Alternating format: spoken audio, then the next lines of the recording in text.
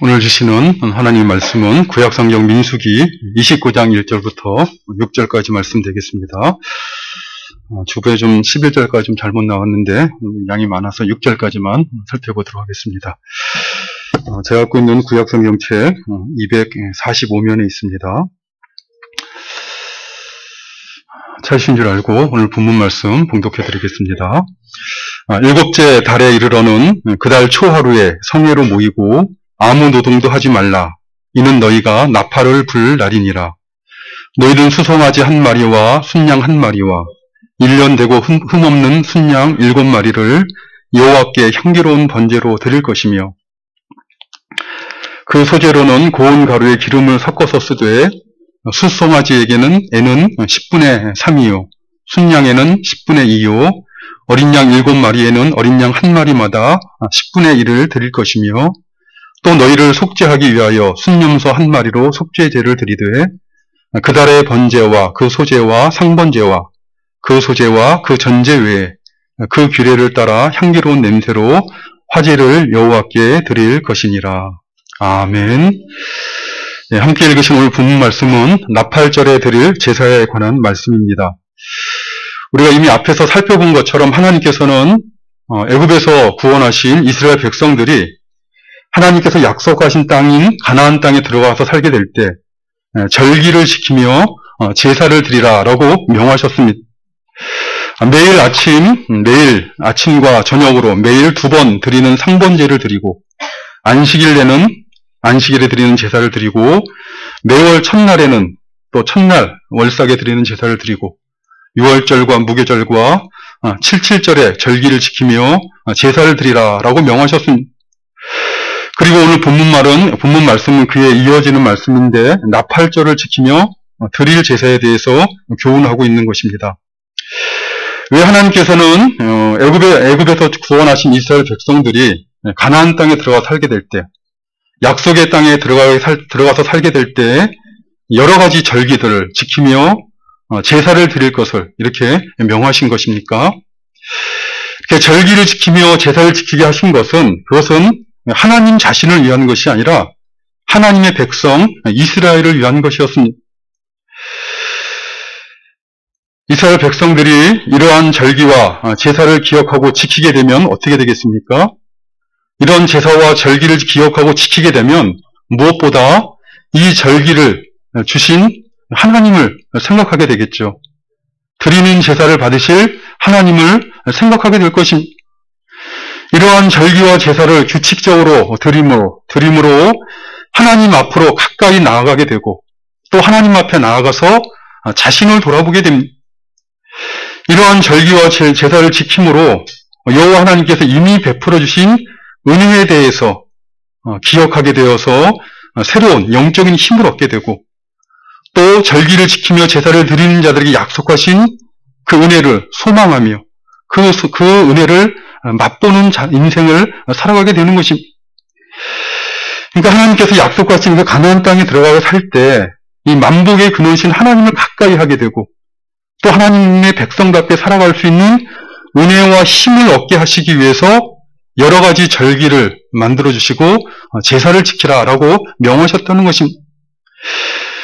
이스라엘 백성들이 약속의 땅인 가나안 땅에 들어간다고 해서 자동적으로 하나님이 약속하신 어떤 은혜와 복을, 안식을 누리게 되는 것이 아니라 하나님께서 정해주신 절기와 제사를 통해서 하나님을 가까이 하게 되고 하나님을 가까이 함으로 말미암아 베풀어 주신 은혜와 복을 맛보게 되고 그래서 하나님의 백성답게 하나님을 경외하는 삶을 살게 되는 것입니다.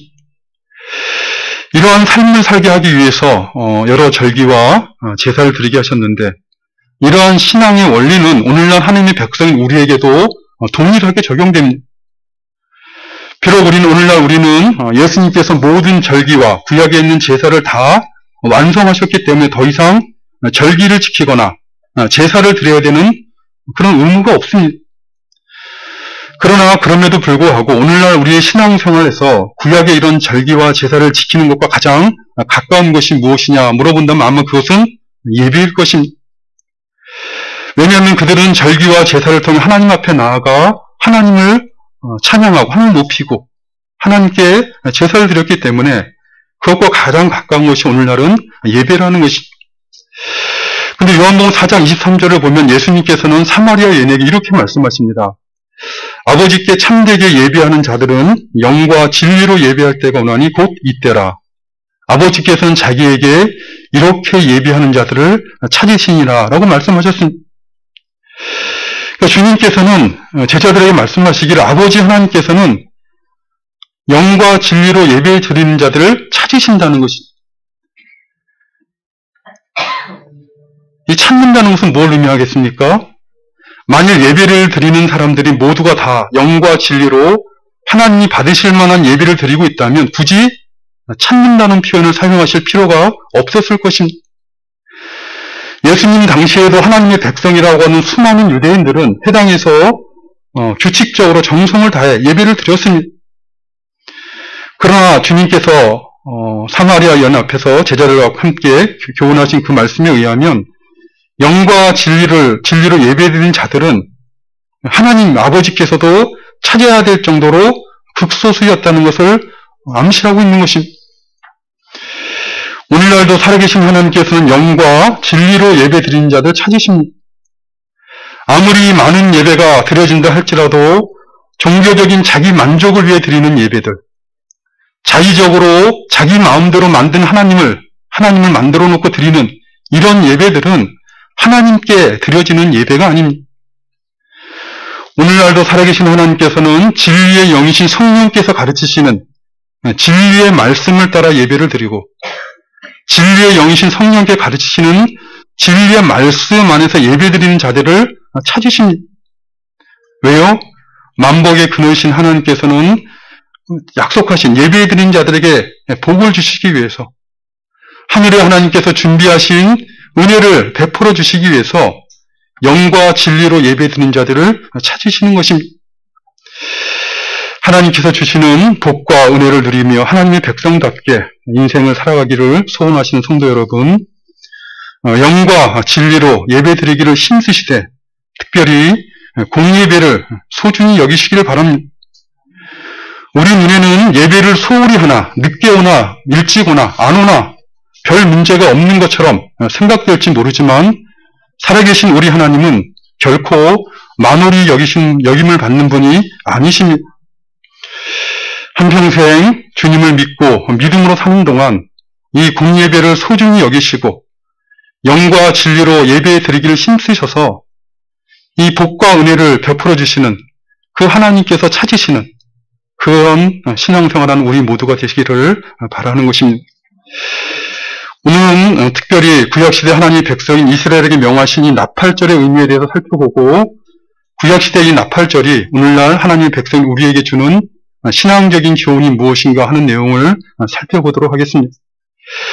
오늘 본문은 시작하는 1절 말씀을 보면 7째 달에 이르러는 그 달 초 하루에 성회로 모이고 아무 노동도 하지 말라 이는 너희가 나팔을 불라니라 라고 말씀하셨습니다. 구약시대 이스라엘 백성들에게는 두 가지 달력이 있었는데 종교력과 민간력이라는 두 가지 종류의 달력이 있었습니다. 성경엔 대개 종교력으로 모든 달력들이 월일들이 기록되어 있는데 종교력으로 유대인들의 종교로 살필 때 이런 달은 그들이 애굽에서 출애굽하기 위해서 6월절 어린 양을 잡은 그 달이 유대인들에게서는 종교적으로 첫째 달이었습니다. 출애굽기 12장 2절과 3절 말씀을 보면 여호와 하나님께서는 모세와 아론에게 6월절에 관한 규례를 주시면서 이렇게 말씀하십니다.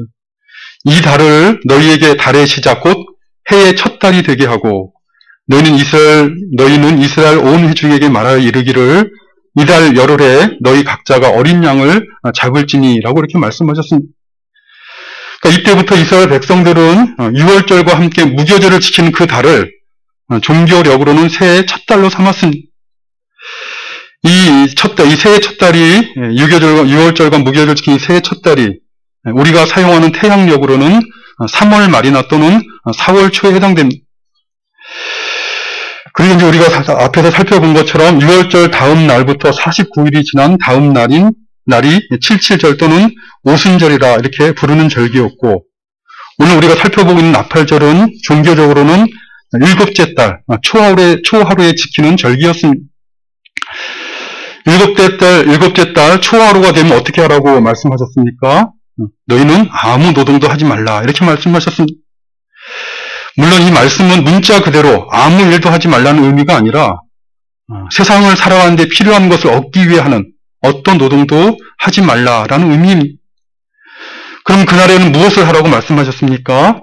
성회로 모여서 곧 하나님 앞에 모든 백성들이 함께 모여서 하나님께 제사를 드리되 특별히 그날에는 나팔을 불라 이렇게 명하셨습니다.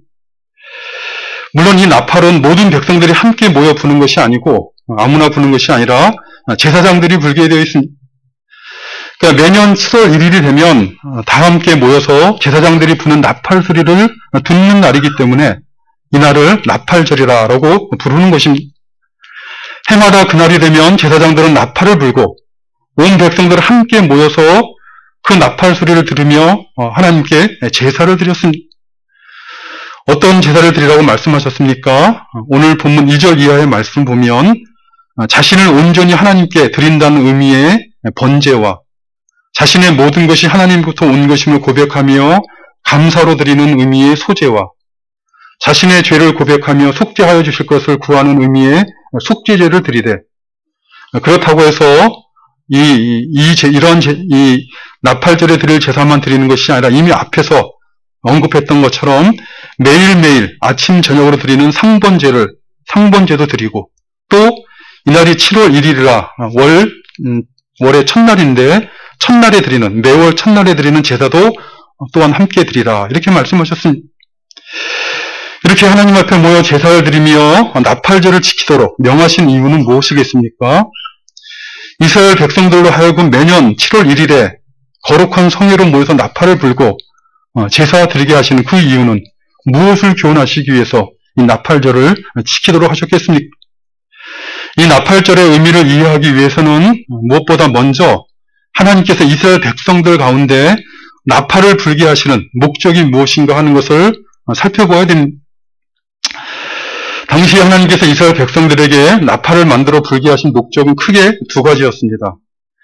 하나는 광야 길을 걸어가던 이스라엘 백성들을 하나님께서 약속하신 땅을 향하여 행진하도록 불러 모으거나 또는 하나님 백성 이스라엘을 대적하는 원수들과 전쟁을 하기 위해서 불러 모을 때 이 나팔을 불게 하셨습니다.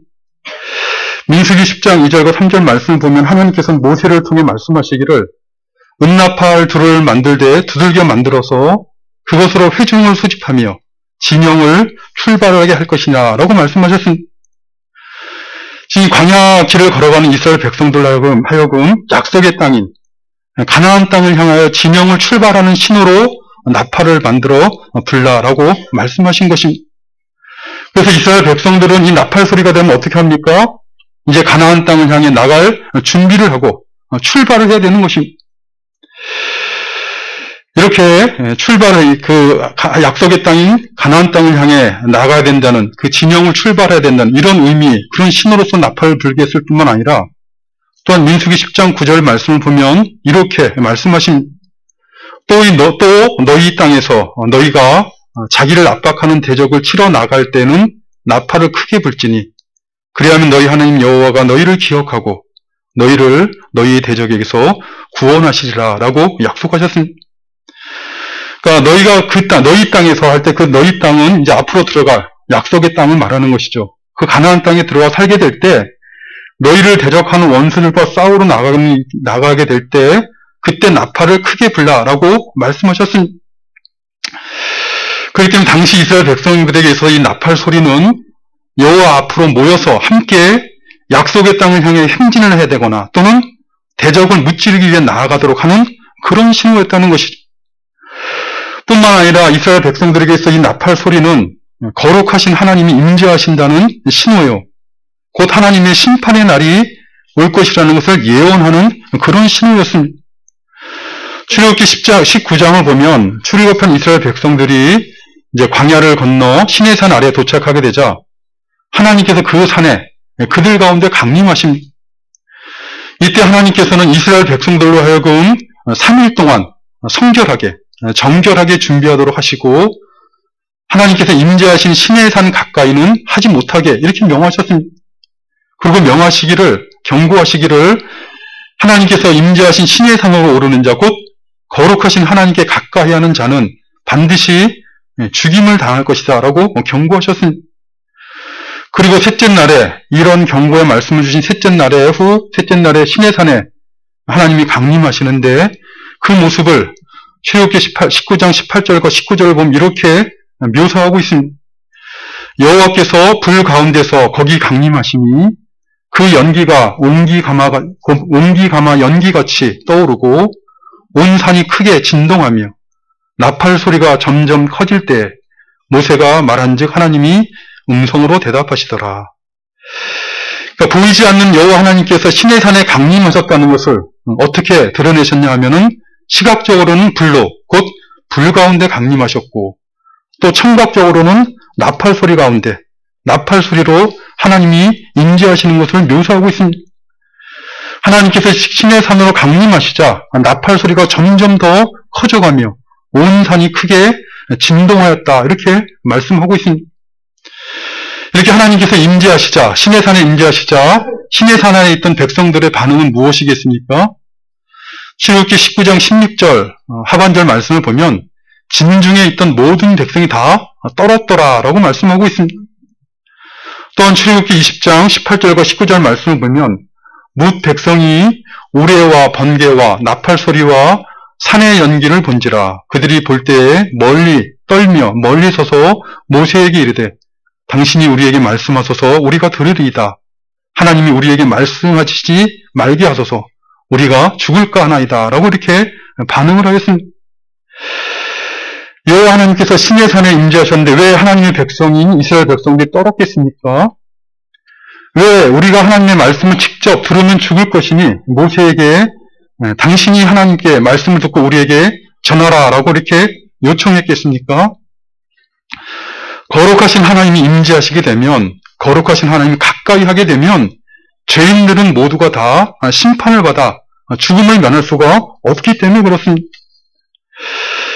아무튼 이처럼 이스라엘 백성들에게 있어서 나팔 소리의 또 다른 의미는 여호와 하나님께서 임재하신다는 그래서 여호와 하나님이 임재하심으로 말미암아 죄인들에게 심판이 임할 것이라는 것을 의미하는 그런 소리였습니다. 실제로 요엘 2장 1절 말씀을 보면 하나님께서는 요엘 선지자를 통해 이렇게 말씀하십니다. 시온에서 나팔을 불며 나의 성전에서 경고의 소리를 질러 이 땅 거민으로 다 떨게 할지니 이는 여호와의 날이 이르게 됨이니 이제 임박하였느니라. 그러니까 시온에서 부는 나팔 소리는 그것은 경고의 소리인데 여호와의 날 곧 모든 사람을 심판하실 심판주가 오시는 날이 가까이 왔다는 그런 경고, 그런 신호의 경고의 소리라는 것입니다. 그러므로 하나님께서 이제 당시 요단강을 건너가기 위해서 모압 평지에 있던 이스라엘 백성들에게 이 나팔절을 지킬 것을, 나팔절의 제사를 드리며 그 나팔절을 지킬 것에 대해서 다시 한번 교훈하시고 있는 목적은 무엇이겠습니까? 적어도 두 가지를 그들에게 교훈하고 있는 것입니다. 먼저 그들로 하여금 과거에 하나님께서 약속하신 광야의 땅을, 가나안 땅을 향해 광야의 길을 그들이 행진하였다는 사실과 앞으로 요단강을 건너 약속의 땅에 들어가면 가나안 땅을 정복하고 대적하는 원수들과 싸워야 될 싸움이 있다는 걸 그들로 하여금 기억하도록 그렇게 만드시는 것입니다. 나팔 소리를 들을 때마다 애굽 땅에서 나온 그들이 광야에서 멈추는 것이 아니라 약속의 땅을 향해 행진한 사실과 또 이 약속의 땅에 걸어가는 동안 자신들의 힘이 아니라 하나님의 은혜로 그 길을 행진하였다는 것을 기억하게 하시는 것입니다. 또한 이제 앞으로 들어갈 가나안 땅에서 광야길을 행진하도록 은혜를 베푸신 그 하나님을 의지하고 대적하는 원수들과 싸우면 하나님께서 구원해 주실 것에 대한 믿음과 소망을 가지도록 나팔절을 지키도록 하신 것입니다. 뿐만 아니라 이스라엘 백성들로 하여금 나팔절에 울려 퍼지는 나팔 소리를 들을 때마다 여호와 하나님의 임재와 심판을 기억하도록 그렇게 하신 것입니다. 하나님께서 임재하시면 죄인들은 모두 심판을 받게 될 것이라는 것을 그들로 하여금 이 나팔 소리를 들으면서 다시 한번 깨닫게 하시고 하나님의 임재와 심판을 준비하는 삶을 살아가도록 경성하고 깨어서 하나님의 임재와 심판을 준비하도록 교훈하고자 나팔절을 지키도록 명하신 것입니다. 이러한 나팔절을 통해 주신 교훈은 오늘날 이 땅에서 살아가는 하나님의 백성인 우리에게도 동일하게 적용되어지는 것입니다. 비록 우리가 나팔절이란 절기를 지키지는 않지만 하나님을 믿는 믿음으로 살아가는 신자는 광야와 같은 이 세상에 사는 동안 늘 인생의 날을 살아가면서 베푸신 은혜를 기억하고 믿음의 싸움을 싸워야 되는 것입니다. 하나님의 임재, 다시 오실 주님의 오심을 기억하고 그 주님 오실 주님께서 행하실 심판을 믿고 믿음을 지키는 싸움을 싸워야 하는 것입니다. 디모데후서 4장 7절과 8절에 보면 사도 바울은 자신의 영적인 아들인 디모데에게 이렇게 권면을 합니다. 나는 나의 선한 싸움을 싸우고 나의 달려갈 길을 마치고 믿음을 지켰으니 이제후로는 나를 위하여 의의 면류관이 예비되었으므로 주 곧 의로우신 재판장이 그날에 내게 주실 것이며 내게만 아니라 주의 나타나심을 사모하는 모든 자에게도니라.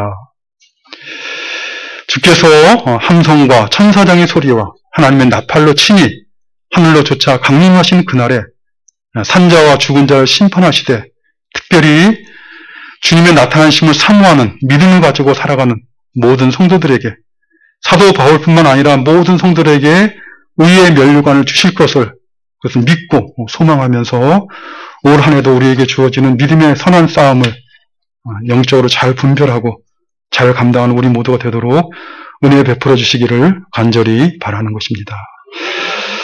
아버지 하나님 감사합니다. 저에게 또 새 한 해를 주셨습니다. 이 한 해도 인생길을 살아가는 동안 광야 길을 걸어가는 이스라엘 백성들에게 역사하신 하나님, 그들에게 믿음의 선한 싸움을 싸워야 될 것을 사명을 주신 그 하나님께서 오늘날 저희들에게도 동일한 은혜를 베푸시고 동일한 사명을 주시는 것을 저희 심령이 잘 깨닫고 또 한 해를 살아갈 수 있도록 주님 도와주시옵소서. 주님께서 천사장의 소리와 하나님의 나팔로 친히 하늘로 쫓아 강림하시는 그날 우리에게 주실 의의 면류관을 소망하면서 올 한 해도 믿음의 선한 싸움을 잘 감당하는 우리 모두 되도록 도와주시옵소서. 예수님의 이름으로 기도드리옵나이다.